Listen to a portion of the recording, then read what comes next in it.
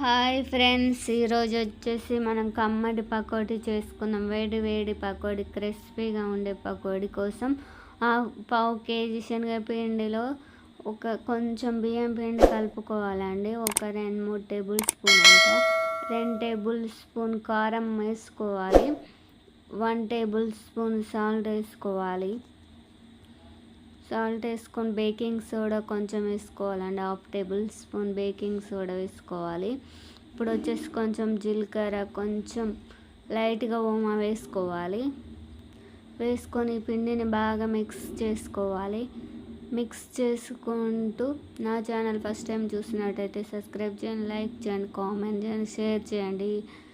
కొంచెం కొంచెం వాటర్ వేసుకుంటూ బాగా కలుపుకోవాలి. పిండిని చాలా బాగా క్రిస్పీగా టేస్ట్గా వస్తాయండి. ఎగ్ బజ్జీ చేద్దాం, ఎగ్ బజ్జీ పకోడీ చేసేద్దాం. ఈ పిండితోటి మనం వచ్చేసి 2 చేస్తున్నానండి, 2 రకాలు చేస్తున్నాను. మనం ముందుగా ఎగ్స్ ఉడకబెట్టుకొని చల్లారాక పొట్టు తీసుకొని ఇలా పెట్టుకోవాలి. దీన్ని 4 భాగాలుగా చేసుకోవాలండి. ఎగ్ బజ్జీకి 4 పీసులా చేసుకొని అన్ని ఎగ్స్ ఇలానే చేసుకున్నాం. మేము 5 ఎగ్స్ ఉడకబెట్టుకున్నామండి.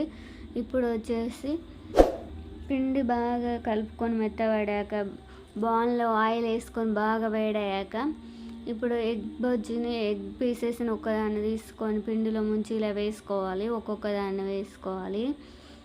ఇలా వేసుకొని బాగా రెడ్ కలర్లో వచ్చేలాగా ఇలా వేయించుకోవాలండి. గోల్డెన్ కలర్ వచ్చేలాగా. గోల్డెన్ కలర్ వచ్చేసాక ఇలా తీసేయాలి. అన్ని ఎగ్ బజ్జీస్ ఇలానే చేసుకోవాలండి. ఎంతో టేస్ట్గా ఉండే క్రిస్పీగా చాలా బాగా వస్తాయి. బయట తిన్న వాటికంటే ఇంట్లోనే ఇలా చేసుకుంటే చాలా బాగుంటాయండి. ఇప్పుడు వర్షాలు ఎక్కువగా పడుతున్నాయి కాబట్టి వర్షాల కోసం వేడి వేడి ఎగ్ బజ్జీ పకోడీ చేసుకుంటే చాలా బాగుంటుందండి. పిల్లలు చూస్తే ఎంతో ఇష్టంగా తింటారు.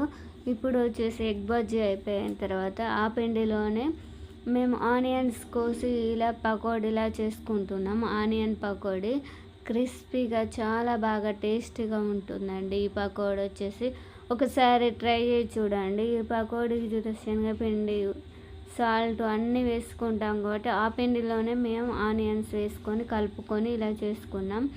ఇలా రెడ్ కలర్లో వచ్చేలాగా, గోల్డెన్ కలర్లో వచ్చేలా ఫ్రై చేసుకొని ఇప్పుడు తీసి పక్కకి వేసుకోవాలండి.